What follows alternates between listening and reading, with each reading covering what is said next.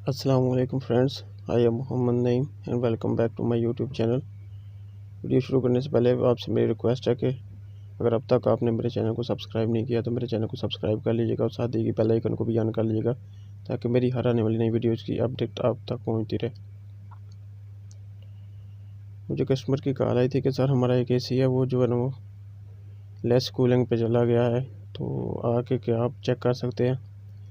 तो मैं चेक करने के लिए गया तो उसकी जो है ना वो लिक्विड लाइन पर आइस आ रही थी। तो मैंने उसको जो है ना वो गैस वेंट आउट करके प्रेशर दे दिया, तकरीबन 400 PSI प्रेशर दिया इसको मैंने सारे सिस्टम को, इंडोर और आउटडोर को। तो आफ्टर 3 या 4 आवर्स मैंने चेक किया तो उसका प्रेशर जो है ना वो तकरीबन 150 PSI जो है ना वो कम हो चुका था। तो फिर मैंने लीक ट्रेस करनी शुरू कर दी, जहाँ जहाँ जॉइंट थे वो मैंने चेक किए, वो ओके थे। फिर मैंने आउटडोर का जो है ना वो पैनल्स खोले तो चेक किया, कहीं से भी मुझे लीक नहीं मिल रही थी पाइप्स पर।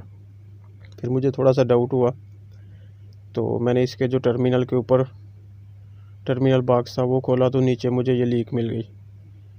ये जो रनर का टर्मिनल आपको नज़र आ रहा है, इसके जो है ना वो नीचे से जो है ना वो लीक मुझे मिल गई है। तो इधर हम ना तो इसको जो है ना वो दोबारा ब्रेस कर सकते हैं, ना इसके ऊपर जो है ना मैजिक वगैरह लगा सकते हैं। ये देख लीजिएगा, आपको वाज़े नज़र आ रहा होगा, इधर से लीकेज है। ये क्यों हुआ, ये इसकी वजह ये है कि कस्टमर ने कहा कि 8-10 दिन हो गए हमारा जो AC है वो लेस कूलिंग पे चला गया। तो मैंने चेक किया तो एम्बिएंट टेम्परेचर भी बहुत था उधर। तो दूसरा, जब इसकी जो गैस कम हो गई तो उन्होंने ऐसे ही इसको चलाया, तो उसकी वजह से कंप्रेसर हीट अप होता रहा, तो ये वजह बन गई इसकी ना।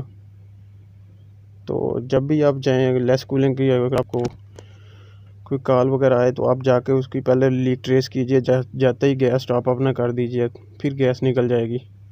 तो अगर वीडियो पसंद आए तो मेरे चैनल को सब्सक्राइब कीजिएगा, वीडियो को लाइक एंड शेयर कीजिएगा। Thanks for watching, take care, bye bye, अल्लाह हाफिज़।